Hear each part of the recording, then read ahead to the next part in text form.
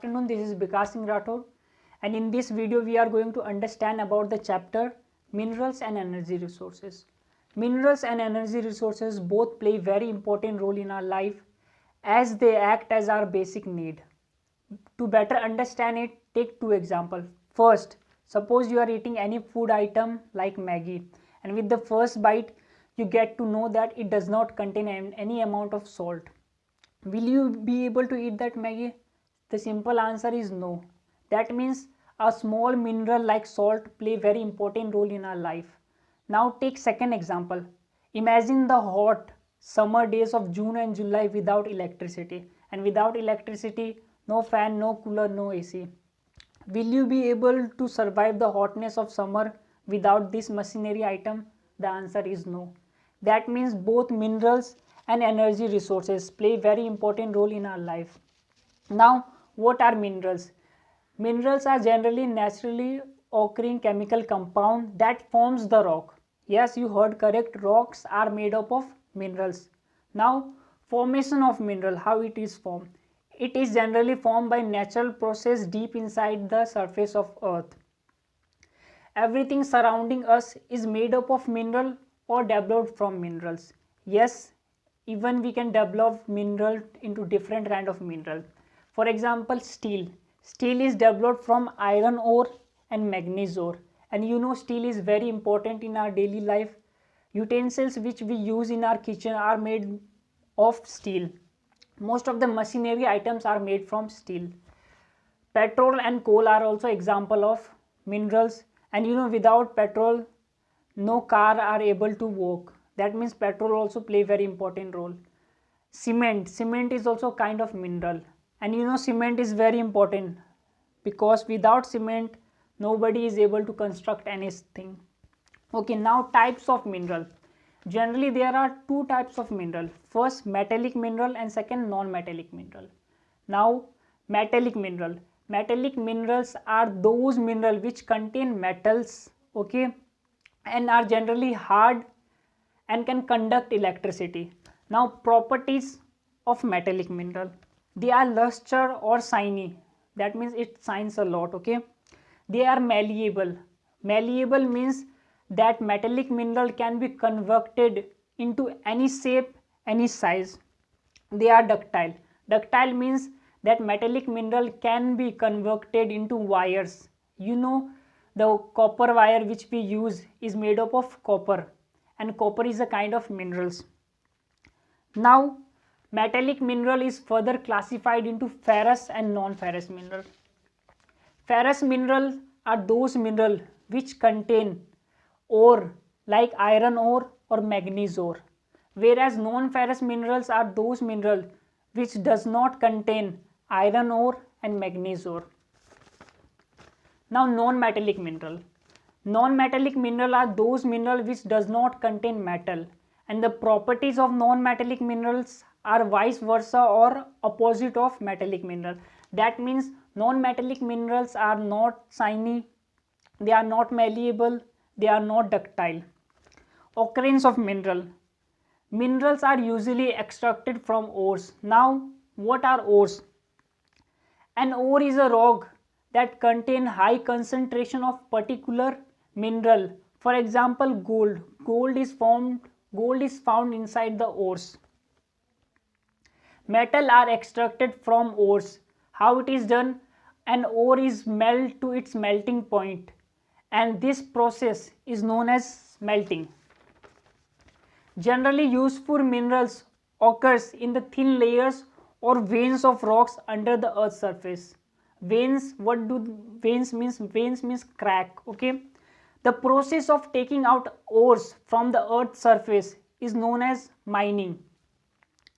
Ores that lie near the surface of the earth are simply dug out with the tools, and ores which lie deep inside the earth are taken out with the use of heavy machineries, and this process is known as open cast mining.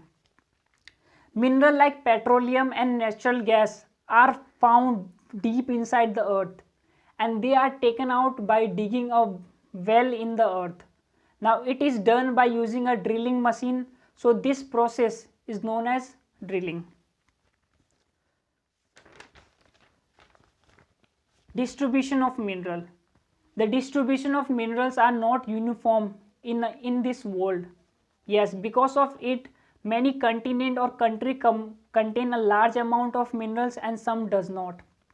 Take an example of India and Saudi Arab. Saudi Arab stands second largest in the terms of petroleum reserve, but India does not even exist in the list. Now the next topic is very important and very interesting, that is energy resources. It is very interesting topic, try to understand. Energy resources are those resources which give us energy. Now what are resources? A resource is a source like river, wind and sunlight which is beneficial to everybody. Take an example of electricity. Electricity is generated from resource like river. And in our modern world, electricity is very important. For example, even during lockdown, I am able to teach the students. This is because of my mobile and electricity. Without electricity, my mobile will not work, and without mobile, I will be not able to teach you. That means electricity plays very important role in our life. Okay. Now,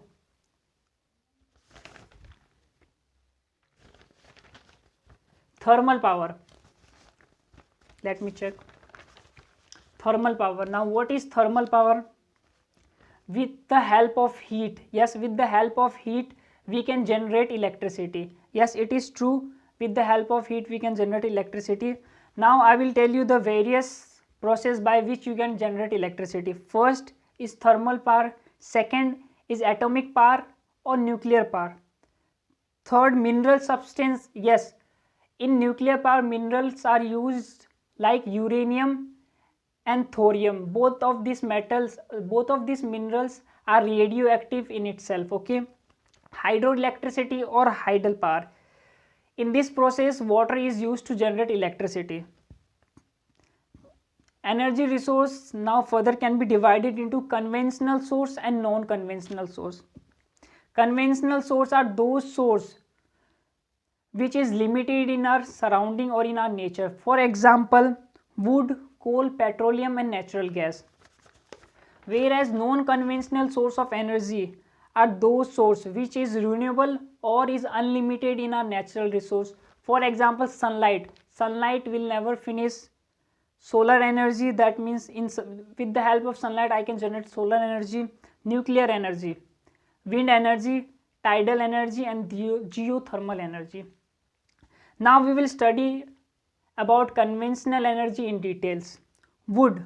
Wood is a kind of resource which is limited in our nature, and you know wood is very useful in village area. It act as a fuel in village. People use it for cooking and even for boiling water and taking bath. That means wood is very important, but the problem comes with the wood is it is limited. That means if you will use it at fast rate, then it will easily get finished.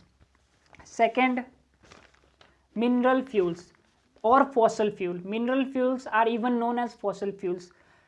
And what is fossil fuel? Coal, petroleum and natural gases are known as fossil fuel because they are formed from the fossils of dead animals. Yes, that is true.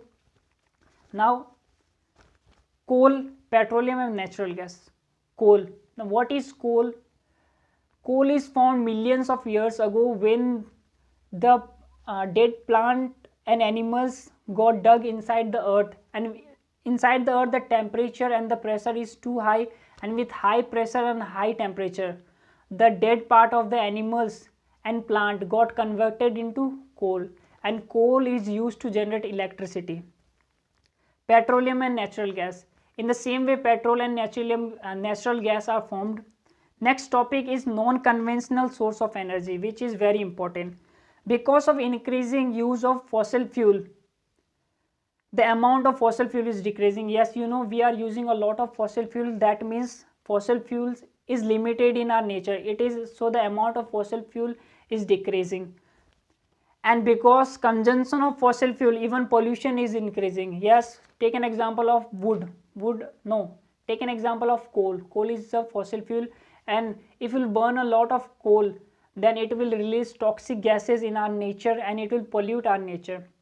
Okay, and non-conventional source of energy is very useful and most demandable and expensive.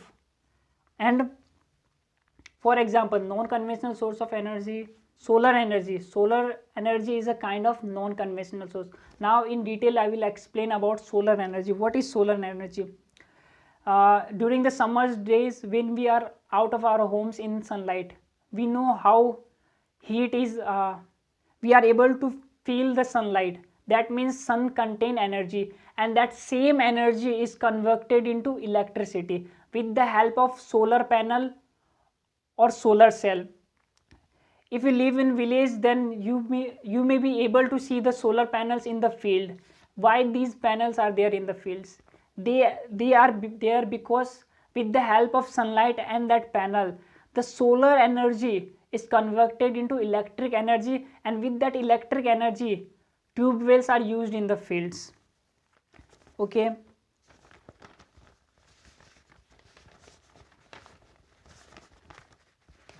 So for till today I will stop my video here. I hope you enjoy the video. Thank you.